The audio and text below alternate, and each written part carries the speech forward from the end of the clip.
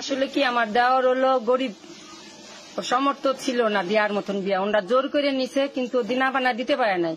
যেহেতু যেদিন কেটে গেছে তারপরে দিন থেকেই যন্ত্রণা দিচ্ছে, খাইতে দেয় না, শাশুড়ি মারধর করে। কিন্তু ছেলে পছন্দ করে নিছে, ছেলে কিন্তু তার ইচ্ছা রাখার জন্য, মার রাখার জন্য ইচ্ছা না। মা মনে করে যে ওরে খেদাই দেওয়ার জন্য, কিন্তু তার ছেলে তো খেদাবে না, কিন্তু মারও সে ছাড়বে না। ছেলে মারও ভালোবাসে, মা তো, কিন্তু তার বউরও ছাড়বে না। তো মা তো বউরে খাইতে দিবে না, মারধর করবে। কয়দিন সহ্য করবে? আজকে 2 বছরের বেশি বিয়ে হয়েছে, একদিনও কিন্তু তারা আসতে দিবে না, বাপের বাড়ি আসতে দেয় না। ওই যে আগের দিনই গেছিল, ফেসবুকেও দিছিল, কিন্তু অনেকবার ফোন করতে করতে ভাইরা বাপে মায়ে ফোন করতে করতে ওনার কিরাকাটি দিতে দিতে মানে তারটাই করলো জামাই, যে জামাই সহ্য করতে পারলো না।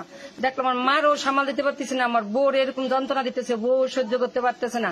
আমি কি করব? নিজে যায় নিজে আর কি আত্মহত্যা করলো।